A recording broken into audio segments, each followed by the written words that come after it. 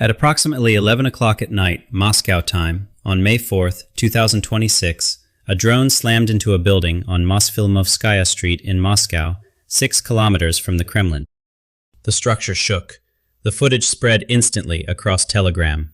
And across Russia, the question that nobody was supposed to ask was suddenly impossible to silence. If Ukrainian drones can reach a building 6 kilometers from the Kremlin, what exactly is stopping one from going further? That question alone would be enough to shake any leader. But here is what makes this story far darker than a single drone strike. According to an intelligence report produced by a European intelligence agency, obtained and independently verified by the Russian investigative outlet iStories and corroborated by OCCRP, Vladimir Putin's greatest fear right now is not that a Ukrainian drone will kill him. His greatest fear is that someone inside Russia, a member of his own elite, one of his own generals, one of the men who dined at his table, will use one of those same drones to finish the job themselves. This revelation is profoundly unusual, shifting the focus from external threats to an internal, intimate betrayal. Historically, leaders of this stature have prioritized external defense, but Putin's reported fear of his own elite using advanced, accessible technology marks a unique vulnerability, exposing a deep-seated distrust within his carefully constructed power structure. Think about that for a moment. The man who controls the largest nuclear arsenal on Earth is hiding in a bunker in the Krasnodar region because he cannot trust the people around him. Not since March 2026, at least. Since the beginning of March 2026, the Kremlin and Vladimir Putin himself have been gripped by concerns about potential leaks of sensitive information, as well as the risk of a plot or coup attempt targeting the Russian president.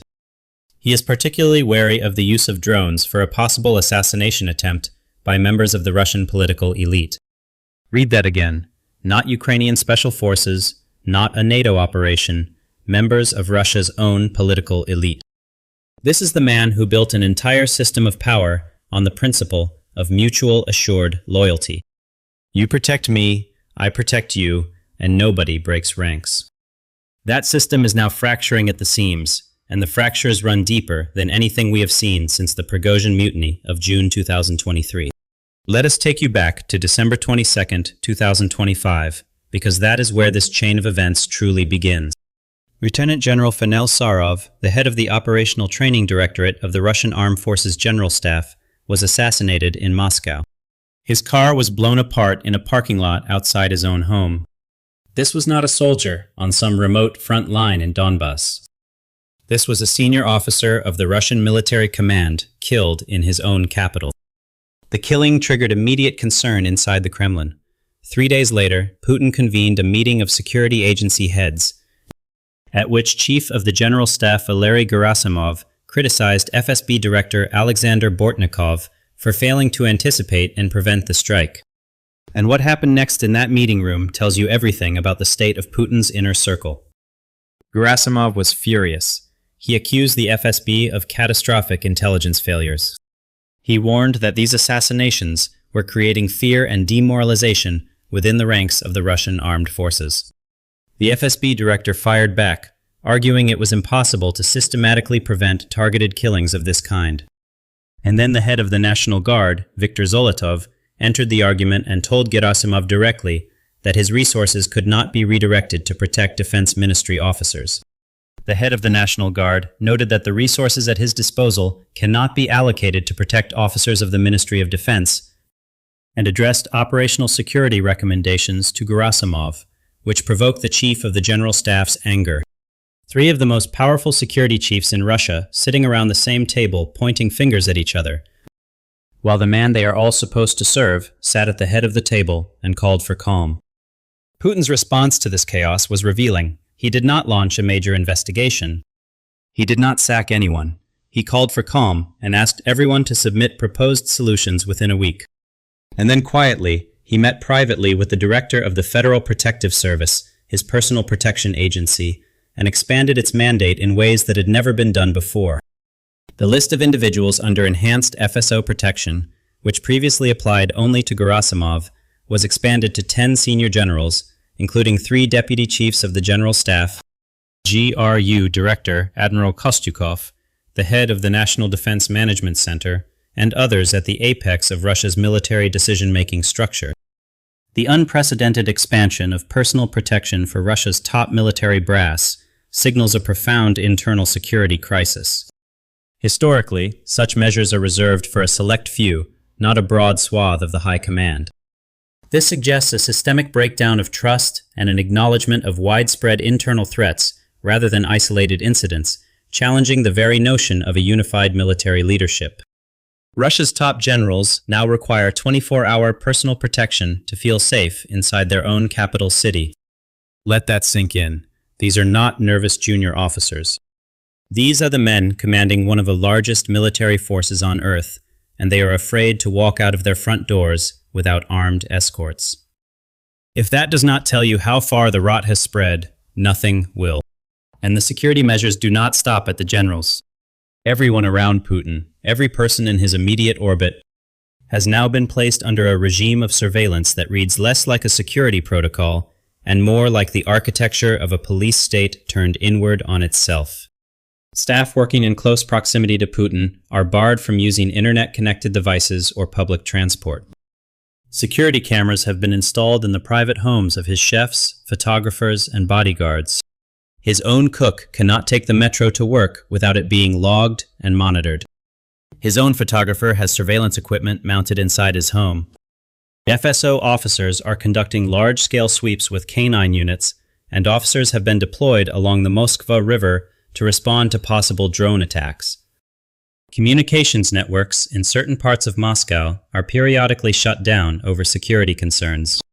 And here is the detail that cuts deepest. A former FSB officer, speaking to journalists independently of the intelligence report, confirmed something chilling. His unit was struggling to obtain wiretapping authorization for actual criminal investigations because all available surveillance equipment had been redirected. Redirected where? To monitor the government? To monitor other state agencies? Russia's intelligence apparatus is no longer primarily watching criminals or foreign spies. It is watching itself. This is what a regime looks like when it begins to turn on itself.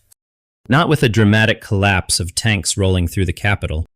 Not with a sudden public announcement of a coup, but quietly, methodically, with surveillance cameras in the kitchens of presidential cooks and dog units sweeping the banks of the Moscow River. This is what paranoia institutionalized looks like. And at the center of it all, living weeks at a time underground in the Krasnodar region, is the man who once told the world that Russia was rising. Now, every authoritarian system in history has had a breaking point. And that breaking point almost never comes from the direction the leader is watching. Caesar was watching the Gauls. He was not watching Brutus. Sadat was watching Israel. He was not watching the soldiers standing 10 feet away from him during a military parade. And Putin has spent 25 years watching NATO, watching Washington, watching the color revolutions on his borders. He was not watching the man who used to go on fishing trips with him. He was not watching Sergei Shoigu. But now, according to the European intelligence report, that is exactly where Putin's attention is turned. And the story of how one of the most trusted men in the Kremlin became the most dangerous name in a coup risk assessment is one of the most dramatic reversals of fortune in modern Russian political history. Shoigu and Putin go back decades. They were not merely colleagues in the bureaucratic sense. They vacationed together, they were photographed fishing in Siberia together, sitting in silence in the wilderness like old friends who needed no words. For years, Shoigu was the public face of Russian military power. He stood behind Putin at every major military briefing.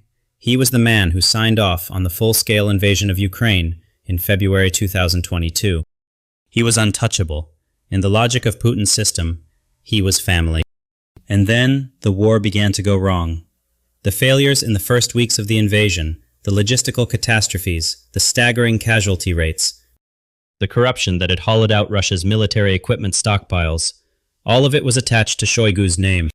When Yevgeny Prigozhin launched his rebellion in June 2023 and marched Wagner forces toward Moscow, his primary stated target was not Putin. It was Shoigu. Prigozhin spent weeks on Telegram accusing Shoigu of incompetence, of corruption, of sending Russian soldiers to their deaths through sheer negligence. The rebellion was suppressed. Prigozhin died in a plane crash 2 months later, in what almost every independent analyst described as an assassination dressed as an accident. But the damage to Shoigu's position was permanent. In May 2024, Putin removed Shoigu from the Ministry of Defense. The Kremlin described it as a promotion, transferring him to the post of Secretary of the Security Council. In reality, it was a demotion wrapped in diplomatic language. He was moved away from direct command of the military and placed in a role with formal prestige but diminished operational power. The message was clear to everyone inside the Kremlin. Shoigu's era of real influence was over, or so it appeared. Because here is what the intelligence report reveals and why it has sent shockwaves through Western intelligence circles. Shoigu did not lose his connections. The sidelined former defense minister, currently serving as Secretary of the Security Council, is associated with the risk of a coup, as he retains significant influence within the military high command. Relationships built over 2 decades of commanding Russia's armed forces do not evaporate because of a title change. The generals who served under him, the officers who owe their careers to his patronage, the networks he cultivated across the military command structure, those connections remained intact. And in Putin's system, where power is personal rather than institutional, that kind of network is not just influence, it is leverage. The arrest of Shoigu's former first deputy, Ruslan Salakov, on March 5, 2026, is seen as a violation of informal security guarantees for the elite, weakening Shoigu's position and increasing the likelihood that he himself could become a target of criminal prosecution. Before Sokolov, nearly all of Shoigu's former deputies had already been placed under investigation, in what can only be described as a systematic encirclement. One by one, the men who served directly beneath Shoigu during his years at the Defense Ministry are being arrested, charged, and stripped of protection. Now, think about what that communicates to everyone watching inside the Kremlin. For over 2 decades, there was an unwritten but universally understood rule in Putin's Russia. If you are inside the inner circle, you are protected. Not forever, not unconditionally, but the circle itself confers a kind of immunity. Your family is safe, your assets are safe, your freedom is safe, so long as you remain loyal. Sokolov's arrest on March 5th did not just destroy one man's career. It shattered that unwritten guarantee. It sent a message to every figure in the Russian elite who built their position under Putin's patronage. The circle no longer protects you, and that is an extraordinarily dangerous message to send when you are already fighting a war that is going badly, when your generals are being assassinated in their own capital, and when your most powerful former ally is sitting in a government building with 2 decades of military connections and reasons to feel threatened. The report adds that the arrest is considered a breach of the tacit protection agreements among elites, weakening Shoigu and increasing the likelihood that he may face criminal prosecution himself. The intelligence report does not present concrete evidence that Shoigu is actively planning a coup. It is important to be clear about that. What it presents is a risk assessment, an analysis of structural conditions that make instability more likely. And those conditions are significant. A figure with deep military connections who has watched his former subordinates systematically arrested, who knows that criminal prosecution may be coming for him next, who has every reason to believe that loyalty to Putin no longer guarantees safety. That figure represents a genuinely destabilizing variable in a system already under enormous stress. And there is a brutal irony buried inside all of this. During the Prigozhin rebellion of 2023, the Wagner chief's march on Moscow was aimed at removing Shoigu. Putin suppressed that rebellion, and Prigozhin died. The message at the time was interpreted as Putin protecting his inner circle. But what if the lesson Shoigu actually learned was different? What if what he witnessed was not loyalty rewarded, but vulnerability exposed? Prigozhin demonstrated that armed pressure could make Putin negotiate, could make the Kremlin bend. It also demonstrated that the man who threatens the system dies in a plane crash.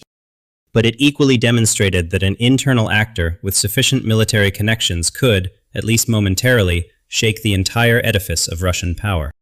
Now, layer on top of all of this the defection that landed like a thunderclap in late April 2026. Former Deputy Minister of Natural Resources Denis Bey was dismissed from his post and within days, he was gone. His route was careful and deliberate, first to Minsk, then to Tbilisi, and finally to the United States. Bey was not a minor bureaucrat. He had served for 6 years as general director of the state company, overseeing the Kremlin's national waste management reform, a role that gave him access to the inner workings of the regime's domestic infrastructure agenda. He was not on any Western sanctions list, which is precisely what made his escape both possible and significant. What his flight represents is something that historically precedes the acceleration of elite defections. He is not the last. The perception spreading through Russia's administrative class right now is that Putin's Purge operation, which has claimed generals, deputy ministers, and defense officials since 2024, is expanding its reach. When the people running the investigations cannot be sure they will not themselves become targets tomorrow, the rational calculation begins to shift. The Soviet Union saw exactly this pattern during the 1937 purges, when senior officials began fleeing westward, not because they were disloyal, but because they understood that loyalty itself was no longer sufficient protection. That same dynamic appears to be reasserting itself inside Putin's Russia in the spring of 2026. So, ask yourself this. If the man in the bunker cannot trust his generals, cannot trust his former allies, cannot trust his own deputies, and watches his elite quietly calculating their exits, what exactly does he still control? The answer to that question is more complicated and more frightening than most people realize. And it brings us to the moment that exposed everything. May 9th, 2026, Victory Day, the single most important date in Vladimir Putin's political calendar, the day he has used for 25 years to project an image of Russian power so overwhelming, so unassailable, that the rest of the world had no choice but to acknowledge it. Tanks rolling across Red Square, intercontinental ballistic missiles on their launchers, inching past the Kremlin walls, rows of soldiers in perfect formation, hundreds of thousands of spectators, dozens of world leaders sitting beside Putin in the viewing stands. The message was always the same. Russia is strong, Russia is feared. This year, for the first time since 2008, there were no tanks, no missiles, no armored vehicles of any kind. Several military schools, cadet corps, and the military hardware column did not participate in this year's parade due to the current operational situation. The Kremlin's official explanation was logistical. The hardware is needed at the front. But nobody inside Russia, and nobody watching from outside, believed that explanation for a single moment.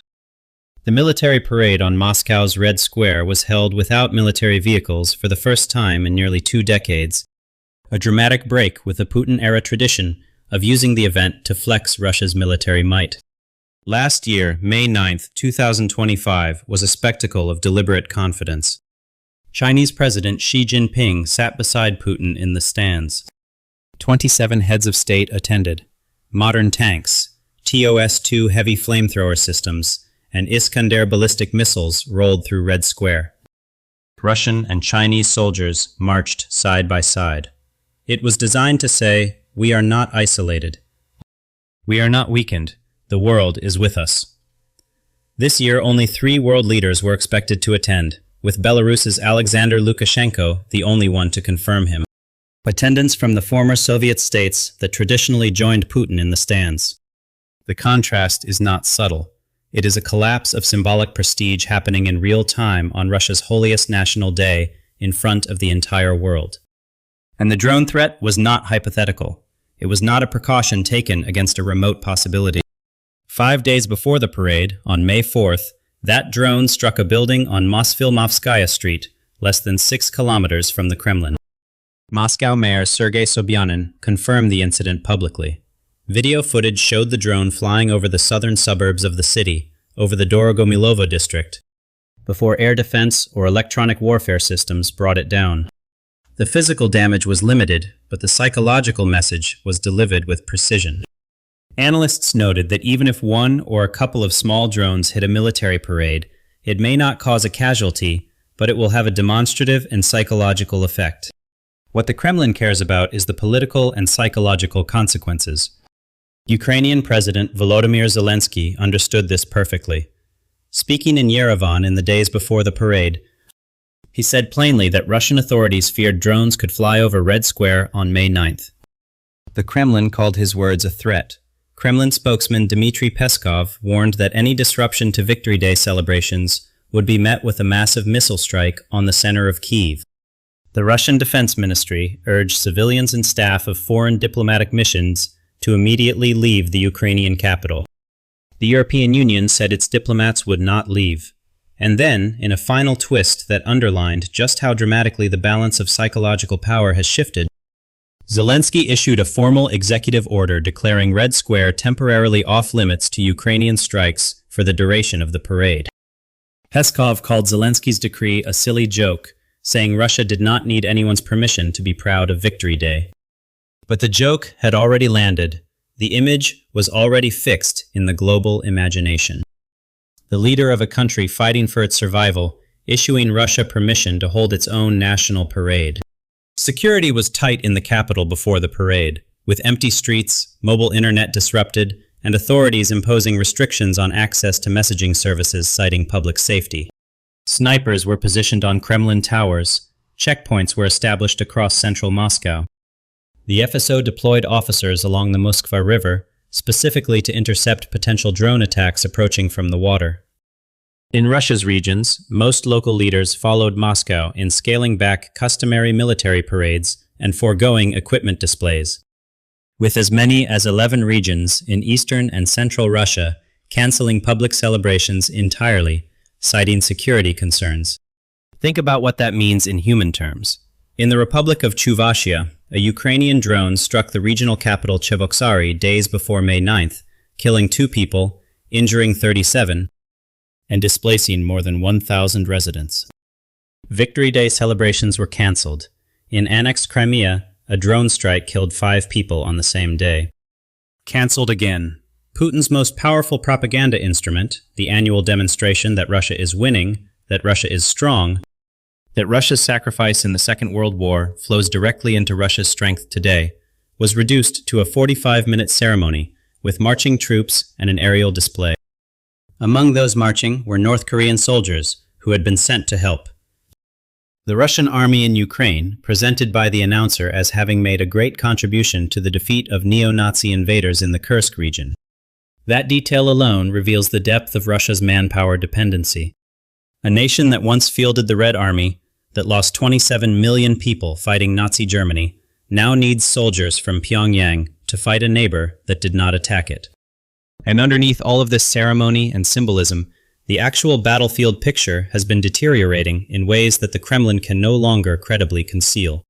Russian forces suffered a net loss of 116 square kilometers of controlled territory in April 2026. The first such loss since Ukraine's August 2024 incursion into Russia's Kursk Oblast. This territorial reversal is strategically significant, shattering the Kremlin's carefully cultivated narrative of relentless, albeit slow, progress. Unlike previous tactical retreats, this marks a net loss of ground, directly undermining the domestic perception of an inevitably victorious war. It represents a tangible setback that is difficult to spin, signaling a potential turning point in battlefield dynamics. That number is not just a statistic, it is a reversal of the narrative. For months, the Kremlin has sustained domestic support through the constant projection of forward momentum. The idea that Russia is advancing, grinding forward, inevitably winning. The average daily Russian gain across the first 4 months of 2026 fell to 2.9 square kilometers per day, down from 9.76 square kilometers per day in the same period of 2025. The pace of advance has collapsed by a factor of more than 3 in a single year. Inside the Kremlin, this data does not stay secret. The generals know it, the Security Council knows it, and the question that was once whispered in private corridors is now, according to multiple sources with knowledge of internal Kremlin discussions, being asked more loudly than a whisper. Can this war actually be won? That question, in a system built entirely on the premise that it can, is potentially more destabilizing than any drone strike. Because if the war cannot be won, then the entire rationale for the sacrifices it has demanded collapses. And the men who demanded those sacrifices become accountable for them. The human cost of those sacrifices is being felt far beyond the Kremlin's walls. Western estimates suggest Russia has sustained approximately 1 million military casualties, killed and wounded, as of late February 2026. Every month, funerals arrive in towns and villages across Russia's ethnic republics and regions where families have been told their sons died for the liberation of Ukraine. Moscow's affluent districts remain largely insulated from this grief. The inequality of sacrifice, the fact that it is the poor and the peripheral who bury their children while the capital's elite dine in restaurants, is generating a slow, deep, silent anger. It does not appear yet in street protests, does not generate headlines, but it accumulates, and it finds its outlet in the kind of low-level social fury that historically precedes larger ruptures. Even in official polls, which are state-controlled, Putin's approval rating has dropped from 77% to the 65% range. The actual figures, independent analysts consistently argue, are likely substantially lower. People in Russia answer approval polls knowing that the wrong answer has consequences. The gap between the stated number and the real number is a measure of fear, not loyalty. Putin appeared at the parade on May 9th. He spoke. He invoked the Soviet victory over Nazi Germany, as he always does. He described Russia as fighting a just war against an aggressive force armed by the whole bloc of NATO. The words were familiar, the setting was diminished, and somewhere beneath the Krasnodar steppe, in one of the modernized bunkers, where he has spent weeks at a time since March 2026, the man who choreographed all of this theater knows exactly what the stripped-down parade communicated to his own elite. Not strength, not confidence, the opposite of both. So, here is the question that every intelligence analyst, every Kremlin watcher, every government from Washington to Beijing is now asking behind closed doors. Is this the beginning of the end? Not the end of the war necessarily, not the end of Russia, but the end of the specific system of power that Vladimir Putin has spent 25 years constructing. The end of the arrangement where one man's paranoia becomes the organizing principle of the largest country on Earth. And to answer that question honestly, you have to look at what history actually tells us about how systems like this collapse. Because they do not collapse the way movies depict them. They do not end with a dramatic announcement, a single decisive moment, a clean break. They rot from the inside, slowly, and then suddenly. Look at the pattern that has assembled itself in front of us over the past several months. A leader who has retreated from public life, spending weeks underground, releasing pre-recorded footage to simulate normality. The Kremlin is releasing pre-recorded images of him to the public to make it look like he is still moving around, while he spends weeks at a time in upgraded bunkers, often in Krasnodar, a Black Sea coastal region, hours away from Moscow. Security agencies that are monitoring each other rather than external threats, with an FSB officer confirming that his unit cannot obtain wiretapping authorization for criminal investigations because all surveillance equipment has been redirected to monitor the government itself. An elite that is quietly calculating its exits, watching colleagues arrested, watching the unwritten rules of protection dissolve one by one. A propaganda apparatus that just produced its most diminished Victory Day performance in nearly 2 decades.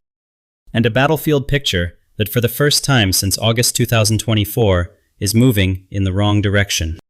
Each of these elements in isolation could be explained away.